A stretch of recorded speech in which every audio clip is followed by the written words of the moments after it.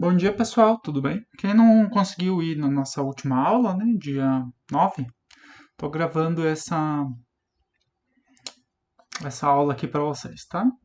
Então, hoje o nosso tema é o movimento retilíneo uniformemente variado, né?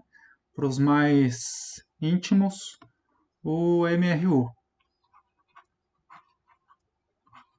V, movimento retilíneo uniformemente variado. A ideia aqui desse uniformemente variado é que a gente vai ter uma aceleração que ela é diferente de zero, mas ela é constante ainda assim, né? No MRU, a aceleração era constante, só que ela era igual a zero, né? Nesse caso, a gente vai ter essa pequena diferença. E por que retilíneo, né? O movimento precisa ser retilíneo para que não apenas o módulo da aceleração, né, o seu valor, mas também a sua forma vetorial se mantenha constante, né? Então, por exemplo,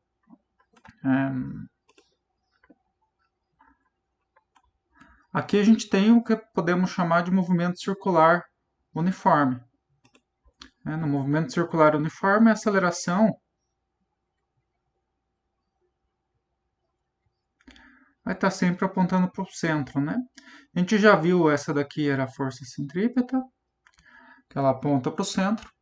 Então a gente sabe que temos uma aceleração aqui.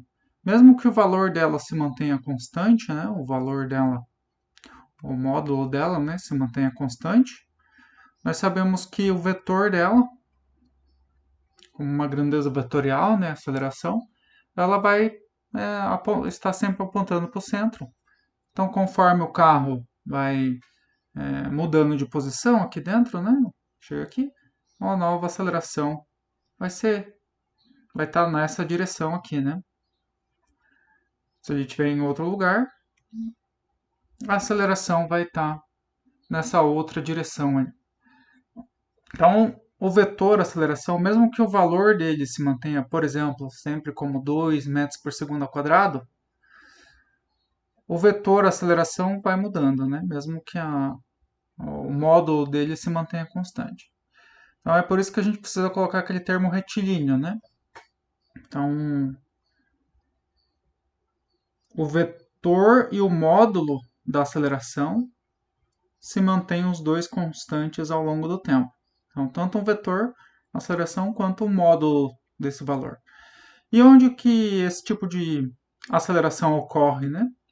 Todo tipo de lançamento próximo à superfície da Terra, a gente pode dizer que sofre com uma aceleração constante. Né? Se a gente considerar outras forças que estão envolvidas ali, né? A força de arrasto do ar e outras forças de resistência, a gente pode considerar como uma aceleração sempre constante e ela vai estar sempre apontando para a mesma direção. Né? Se a gente for pensar em lançamentos na superfície da Terra, a gente tem a aceleração da gravidade, que ela vai ser sempre vertical e para baixo, né? E para arredondar as contas, essa aceleração vai ter módulo, né? De 10 metros por segundo ao quadrado. Mas a gente também pode ter casos em que a gente vai ter uma aceleração horizontal. Tá? Sem problema quanto a isso.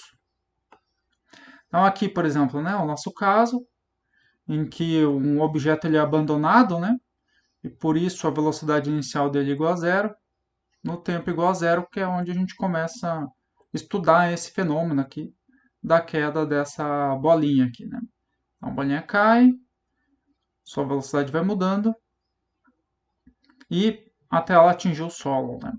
E uma coisa importante desse tipo de problema aqui, por exemplo, para eu descobrir a velocidade e o tempo de queda aqui, eu só preciso saber a altura da queda e, por exemplo, que ela foi abandonada, né, dessa altura. Então vamos lá, eu abandonei uma pedra de uma altura de 2 metros. Eu consigo com essa informação saber com qual velocidade e em quanto tempo ela vai atingir o solo. Isso daí é um exemplo, por exemplo, quando a gente vê naqueles filmes de aventura, em que o pessoal quer saber qual que é a profundidade de um poço para ver se é muito profundo, se dá para descer, se dá para pular. O pessoal normalmente joga uma pedra e conta quanto tempo ela demorou para cair. E assim consegue ter uma estimativa dessa altura. Então, esse tipo de movimento tem umas equações bem simples que permite que a gente encontre outros valores a partir de um ou dois valores apenas, né? Mesmo porque a aceleração ela é dada, né? A gente não precisa falar que ela é 10, né? Só precisa falar que é a queda na superfície da Terra. Daí a gente já sabe que o valor da aceleração é de 10 metros por segundo ao quadrado. Tem ter essa informação no enunciado, por exemplo, no texto. Isso é uma questão importante, né? Então, esse tipo de situação, assim, ela parece ser bem sintética e parece que não tem informação nenhuma para a gente resolver o problema. Mas todas as informações estão ali. Então, e o que acontece quando a gente tem um lançamento, né? E o que é um lançamento? A gente tem aqui, por exemplo, um canhãozinho. Eu vou colocar aquele num ângulo qualquer. E aqui é como se a gente estivesse lançando uma bola aqui, né? Então, tá numa velocidade lenta, tá? Então, eu vou disparar a bola aqui. Velocidade inicial de 15 metros por segundo. Eu desliguei a resistência do ar e a gente vai conseguir ver o vetor velocidade dessa bola, né? Vamos ver. Aqui suas componentes, ó. Uma, uma coisa aqui, né? Aqui é a direção X, direção horizontal. Veja que o vetor velocidade não está mudando o módulo dele, né? O tamanho do vetor se manteve constante. Isso indica que na direção X não há aceleração. A aceleração aqui é igual a zero. Percebam que na direção Y o vetor está mudando o módulo aqui, né? Veja que ele está reduzindo. Isso significa que é a aceleração da gravidade mesmo, ela aponta para baixo, né? Vocês podem ver que em algum momento a velocidade na direção y chega a zero, basicamente aqui, e depois disso ela começa a ficar maior, né? O módulo da velocidade começa a ficar maior para baixo. Isso indica o quê? Que nesse ponto aqui é o ponto de maior altura, né? Quando a velocidade no eixo y é zero, e significa o quê? Primeiro, a velocidade era positiva nesse lado da trajetória e desse lado aqui a velocidade é negativa.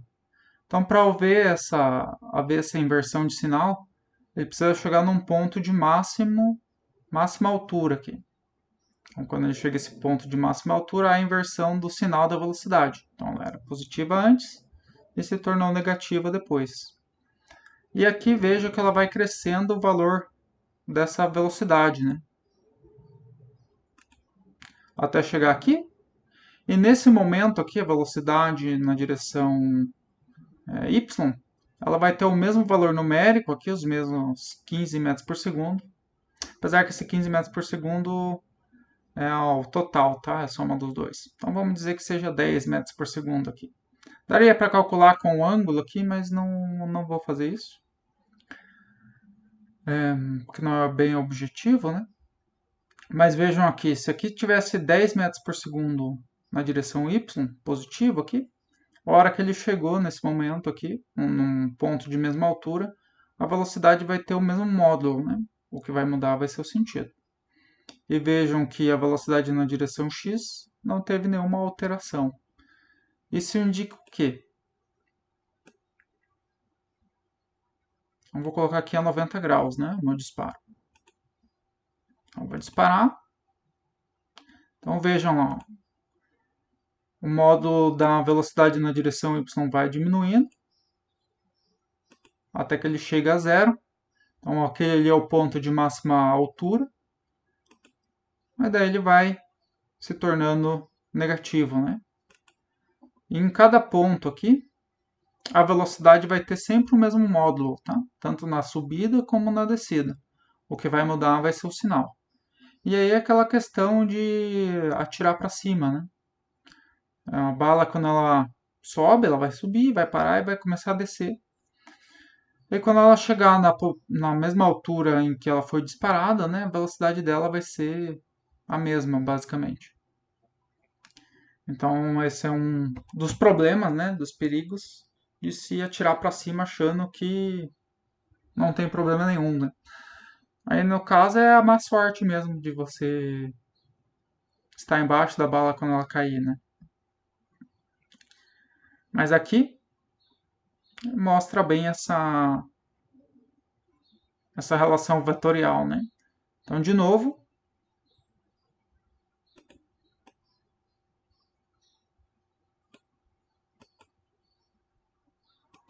observem que como na direção x aqui não há aceleração, a velocidade se mantém constante.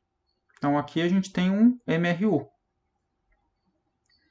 E na direção x, desculpe, na direção y, a gente tem um movimento parecido com MRUV.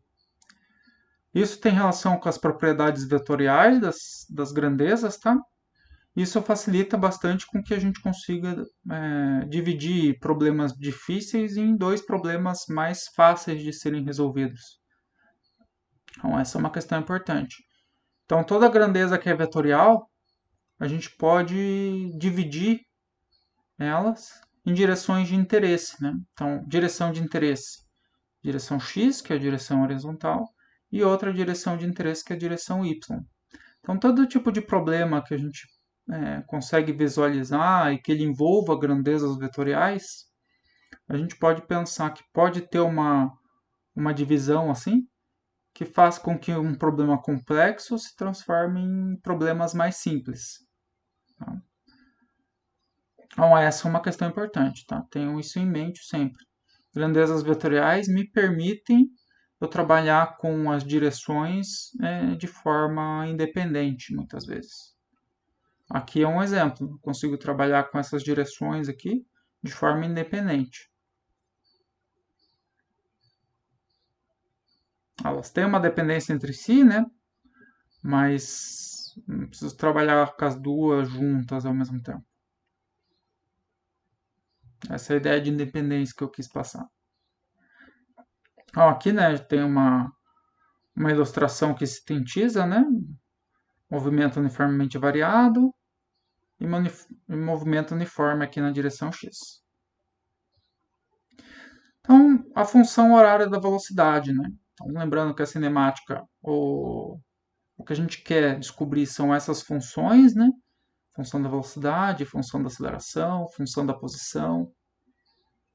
Então, a função horária da velocidade para o movimento uniformemente variado, né? Então, a gente tem essa função padrão aqui. O que significa ter uma função padrão? Que todas as funções da velocidade elas vão ter essa cara aqui. Então, por exemplo, v igual a 10 vezes t mais 5. O que isso significa, né? Que esse 10 aqui é a minha aceleração e esse 5 aqui é a minha velocidade inicial.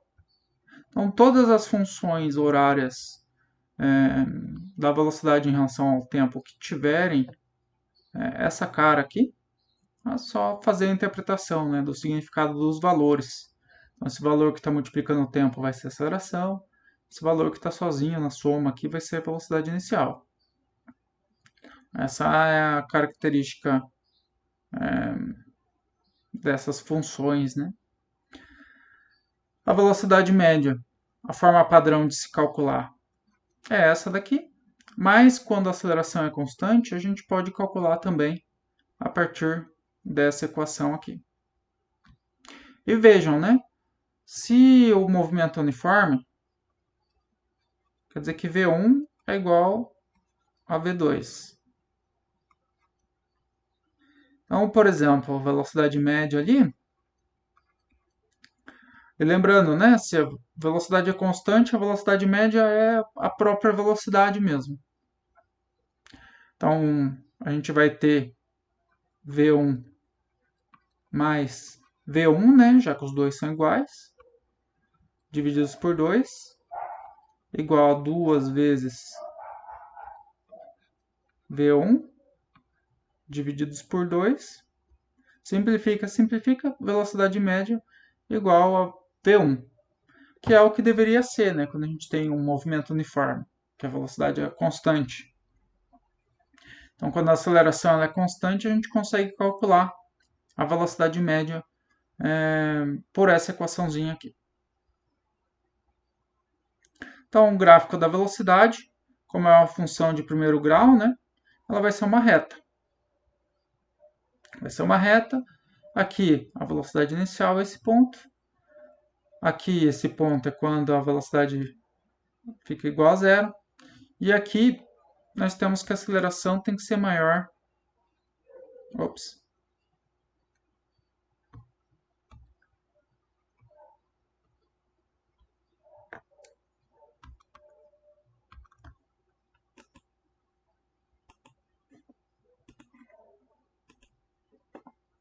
Não, tem que fazer desse jeito. Que a aceleração tem que ser maior que zero. Esse outro gráfico aqui.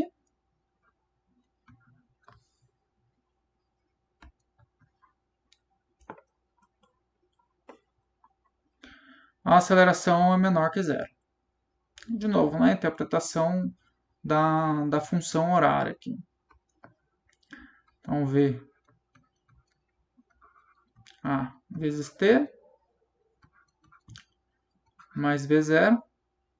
V0 a gente consegue tirar direto daqui, né? E a aceleração a gente consegue descobrir ΔV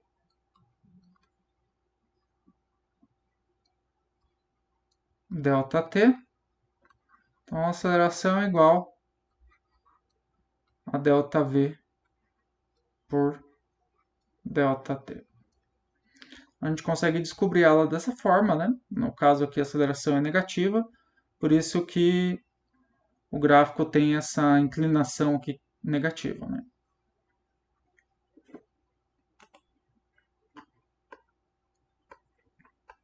Então, aqui um primeiro exemplo, né? Uma partícula se desloca sobre uma trajetória, né? A trajetória obedecendo a seguinte função da velocidade. Qual a velocidade escalar da partícula? A sua aceleração no instante t igual a 0 segundos. E aí, é só substituir, né, os valores.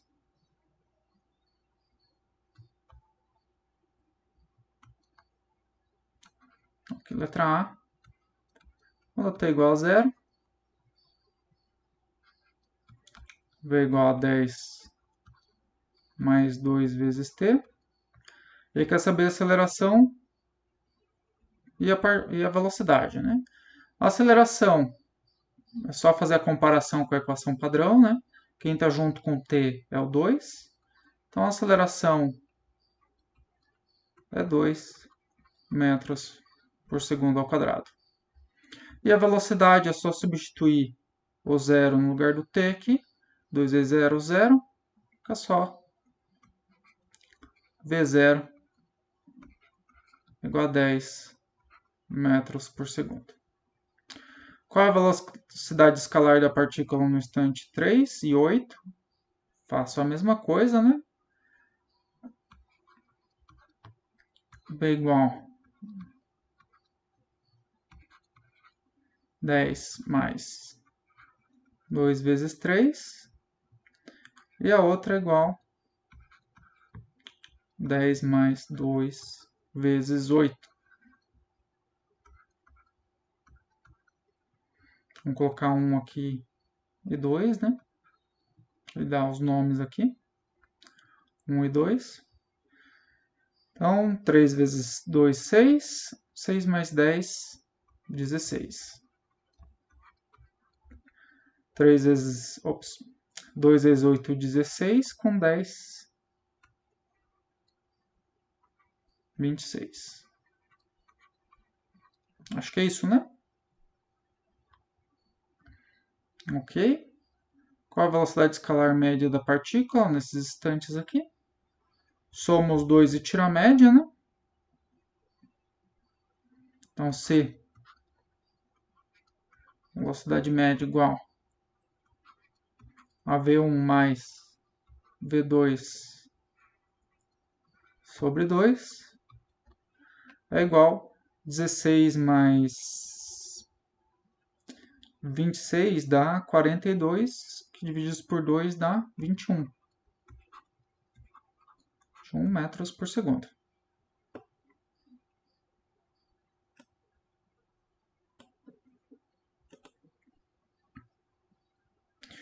Aqui o esboço do gráfico.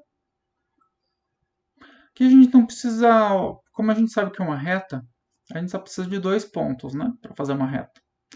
Ele pede até os 5 segundos, então é de 0 até 5.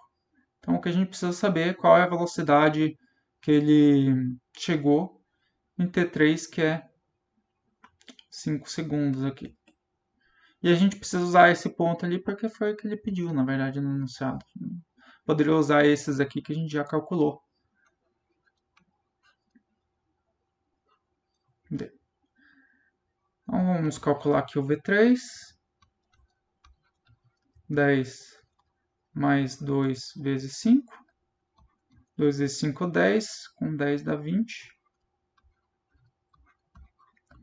Então vamos fazer o esboço do gráfico aqui. Então, não esquecendo, a gente tem que colocar a grandeza e a unidade de medida. Grandeza e unidade de medida. Então, quando o V vale 0, T vale 0, desculpe, o V valia 10 aqui.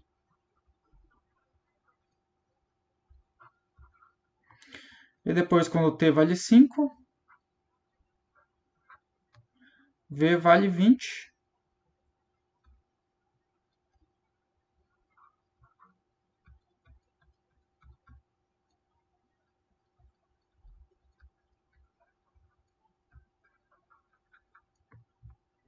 E aqui a gente tem o esboço do nosso gráfico. Lembrando que tempo negativo não faz sentido, então a gente não prolonga essa reta aqui para valores de tempo negativo. Se quiser fazer algum prolongamento, seria para valores positivos de tempo, mas aqui não tem necessidade, né? Então, essa daqui é a equação da velocidade. Bom, esse outro exemplo aqui eu não vou fazer ele, mas dá para a gente discutir, né?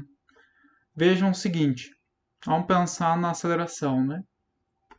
Apenas o sinal dela.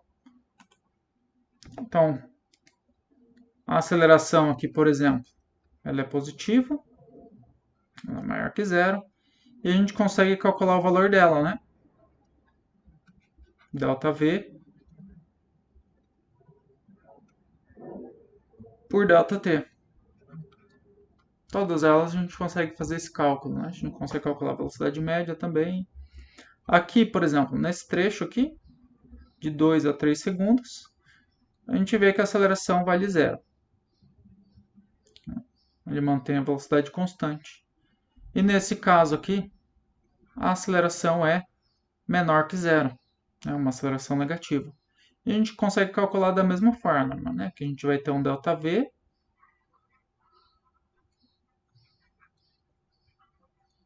que é menos 20, por exemplo, por ΔT, que é 5.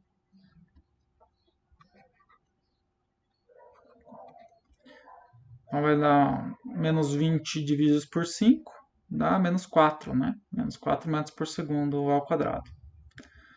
Vejam uma questão interessante, né? A velocidade aqui não deixou de ser positiva em nenhum momento. O que significa o quê? Que inicialmente a velocidade era positiva, ela foi crescendo até ficar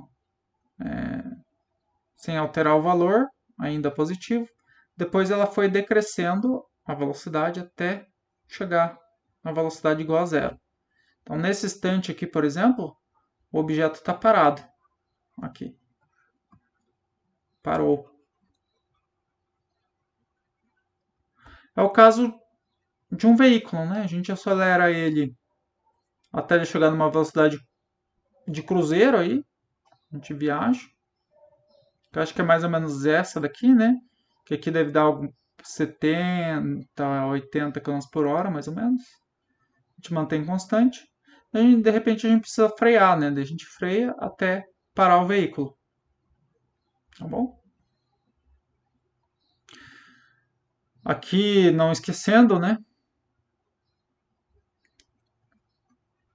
V igual delta x por delta t. Então, delta x pode ser calculado com V vezes delta t, que é a área desse gráfico aqui. Então, qual a distância percorrida pela partícula? A gente consegue descobrir pela área desse gráfico aqui, né? Só calcular e somar. Mas eu achei mais importante fazer só a discussão aqui sobre ele. Vocês podem fazer o exercício como pede depois. A função horária da posição, né? É uma questão importante que essa função aqui é uma função de segundo grau. Então, ela descreve uma parábola, né? Se vocês forem ver o gráfico dessa função. Então, de novo, é por comparação, né? Então, quem tiver sozinho aqui vai ser a posição inicial.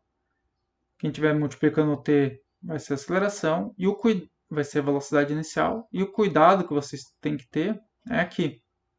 Porque normalmente quem estiver multiplicando por t quadrado não é a aceleração em si, é a aceleração dividida por 2. Então, por exemplo, na queda livre, né? Então, vamos pensar que eu abandonei um objeto de uma altura de 10 metros. Então, a função horária, eu posso escrever só com esse enunciado. Eu abandonei um objeto com altura de 10 metros.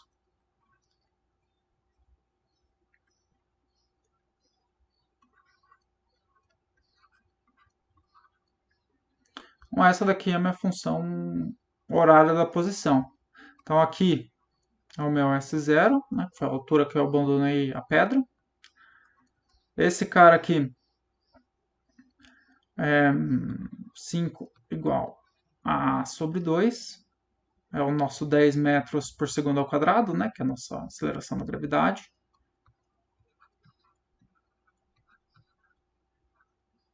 O 2 está dividindo, passa multiplicando.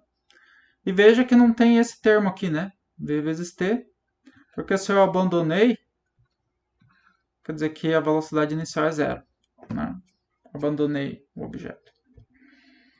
Então veja, nesse sentido que eu comentei com vocês, né? A gente consegue escrever a função horária da posição, por exemplo, com bem pouca informação. Só esse enunciado mesmo.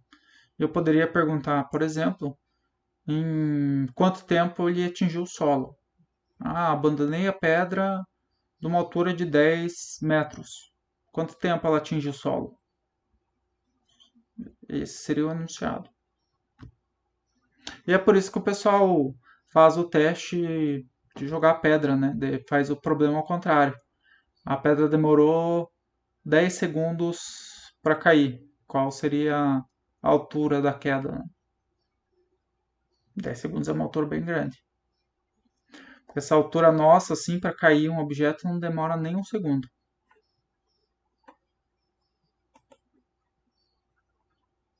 Então, nós temos o gráfico aqui. Então, para esse concavidade virada para cima, a aceleração é positiva, né? Aceleração é positiva. Aqui nós temos a velocidade, né? Nesse momento aqui a velocidade é negativa. E nesse momento a velocidade é positiva, olhando para o gráfico, né? Aqui se inverte também. E aqui com a concavidade virada para baixo, a aceleração é negativa. Veja que nos dois casos aqui, eles atingem um ponto onde a velocidade é zero, que é esse ponto aqui.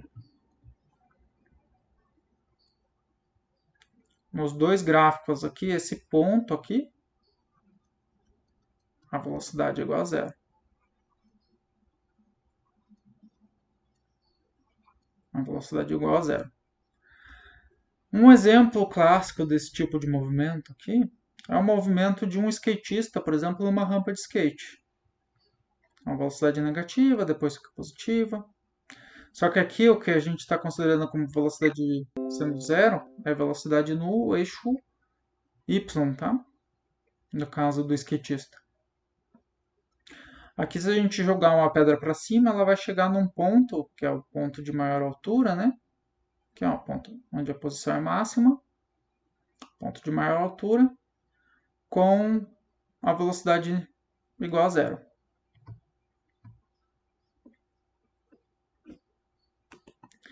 E aqui, pela aceleração ser uma constante, o gráfico é meio bobinho, né? Vamos chamar assim.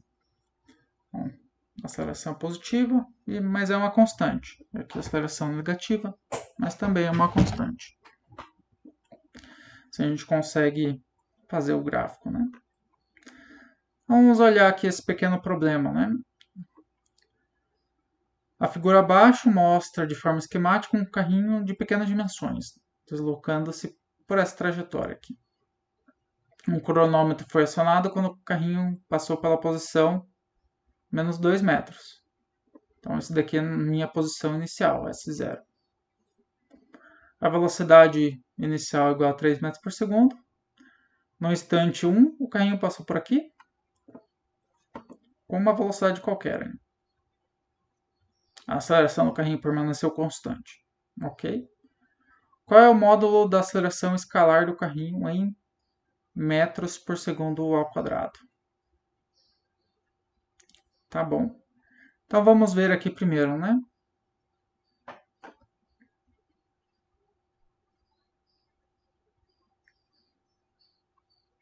Ops. Escrever a função horária da posição aqui. Então, eu sei que S0 vale menos 2 metros.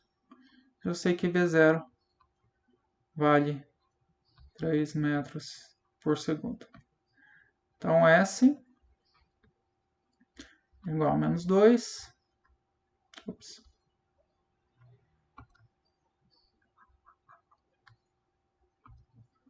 Menos 2 mais 3 vezes T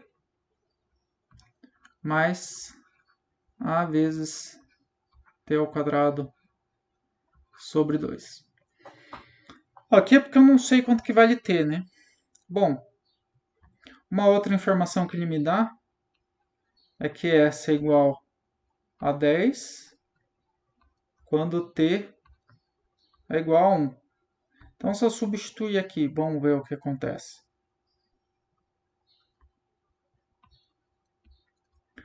Então, 10 igual a menos 2 mais 3 vezes 1 mais A vezes 1 ao quadrado sobre 2.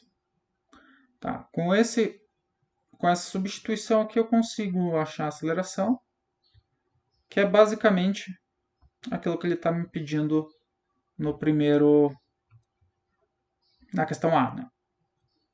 Então aqui daí vamos resolver essa equaçãozinha aqui. Então resolvendo ela, 10 igual a 1 mais A sobre 2. O 1 passa para o outro lado subtraindo, dá 9. Igual a A sobre 2. E o 2 está dividindo, passa multiplicando. Dá 18 metros por segundo ao quadrado. Igual a A. Resolvemos a A aqui. Qual a função horária da posição ocupada pelo carrinho? Bom, agora é só substituir o valor da aceleração aqui pelo 18. Então ela vai ficar aqui a letra A, né? A letra B. S igual a menos 2 mais 3 vezes T mais, vamos dividir já, né? 9 vezes t ao quadrado.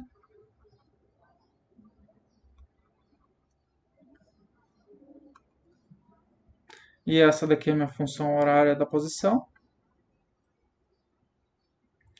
Quer saber a velocidade, né? Também. Velocidade também é fácil de descobrir, né? Porque a gente já conseguiu a aceleração. Então é só lembrar da equação lá. C, equação da velocidade, V0 mais A vezes T. O T que ele está falando ali é 1, né? 1 segundo. Então V. O V0 era 3. A aceleração a gente descobriu ali, né? Que é 18 vezes T. Que no caso vai ser 1.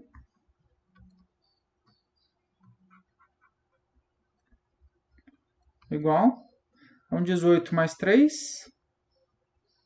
21 metros por segundo.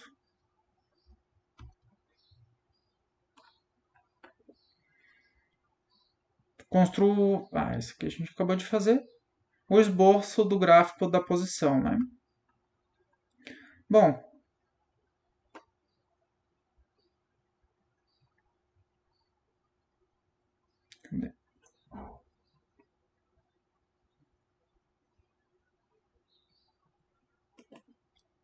coisas que a gente sabe, né? Como a aceleração é positiva, a concavidade vai ser virada para cima. Então vamos fazer aqui. Uma questão importante também, né? A velocidade, ela é positiva. E a aceleração, ela também é positiva. Isso significa o quê? Que ele não vai passar por um valor zero de velocidade. Então, o nosso gráfico vai ser dessa metade para frente. Né? Vai ser meio U, né? Nessa parte do gráfico aqui a gente não vai ter. Justamente porque não há inversão do sinal da velocidade. Veja, essa função aqui, não importa quanto tempo passe, a velocidade nunca vai inverter de sinal. Vai ser sempre positiva. E isso significa o quê? Que não vai haver esse momento aqui de inversão. Então só vai ter metade do U aqui. Então ali começa onde, né? Quando o tempo é igual a zero, a posição é 2. Então, em algum momento aqui que ele passa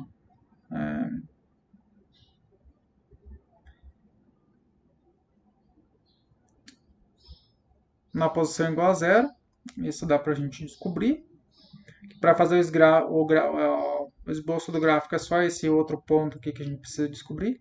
Em que tempo que ele passa na posição S igual a zero. Então a gente descobre, né? Zero igual menos 2 mais 3 vezes t mais 9 vezes t ao quadrado. E como é que a gente resolve isso aqui? Por Bhaskara mesmo. Então, menos b, mais ou menos raiz de b ao quadrado, menos 4, vezes a, vezes c, divididos por 2 vezes a. Lembrando, né? A, B e C. Então, vamos substituir aqui. Menos 3, mais ou menos 3 ao quadrado dá 9, menos 4 vezes A, vezes C, tem um menos aqui, e tem um menos do menos 2, então vai ficar mais. Então agora 4 vezes 2 8. 8 vezes 9. Boa pergunta. Tô aqui com preguiça.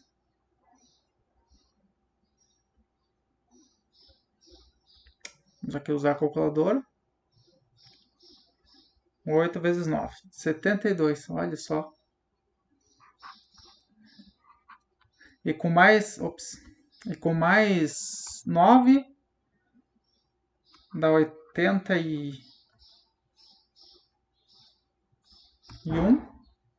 E isso daí é a raiz de 9. Olha só como os enunciados deixam a vida da gente mais fácil. 2 vezes A, né? 2 menos 2, menos 4. Então aqui, menos 3, mais ou menos 9, sobre menos 4. Coisa importante, né? A raiz que vai dar negativa, a gente não precisa fazer a conta, né? Ou fazemos e só descartamos aquela raiz que dá negativa. Lembrando que tempo negativo para a gente não interessa. Aqui é S, metros, T, segundos. Então, menos 3 com mais 9, dá 6 sobre menos 4. Essa aqui não precisa nem fazer a divisão. E aqui menos 3 com menos 9, dá menos 12. Dividido por menos 4. Isso aqui, como o sinal vai dar positivo, é essa aqui mesmo. Dá 3, né? 3 segundos.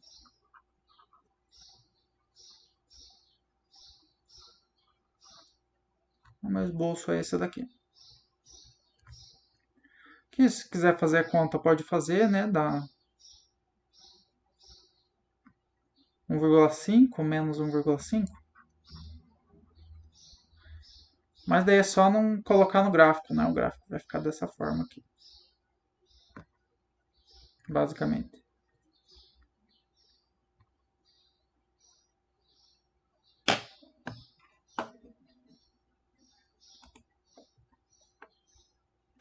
Agora a gente tem essa daqui, né? Essa daqui, como eu passei na última aula, ela funciona como um desafio. Ela vocês usam a equação chamada de Torricelli, V ao quadrado igual V0 ao quadrado mais 2 vezes A vezes delta x ou delta s, né, no caso aqui. Então essa equação, aqui você consegue utilizar essa equação, né? Então lembrando que a velocidade aqui tem que transformar em metros por segundo. Então tem que dividir, né, aqui por 3,6. E a aceleração ele dá no enunciado, que é os 5 metros por segundo. Ele dá também a velocidade final, que é 0. Por quê? Ele diz que ele tem que parar, né? E aqui o que a gente precisa descobrir no final das contas é o Δx. Aqui eu quero que vocês entendam por que, a velocidade final é 0, né? Porque aqui no finalzinho ele para. A velocidade inicial ele deu, a aceleração ele deu também. Veja, esse caso aqui, por exemplo, é um carro que tem uma energia cinética. E eu tenho o trabalho dos freios aqui para fazer com que esse carro pare. Então, só lembrando das nossas aulas anteriores, essa equação aqui, ela também sai por aqui, né?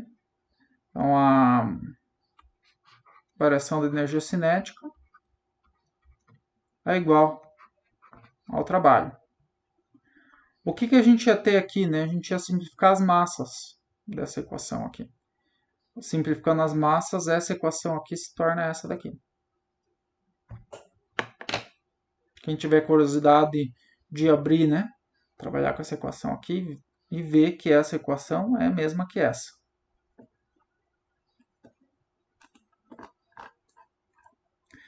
E depois disso, os exercícios, tá? Então, tenham um bom resto de semana para vocês. Até mais.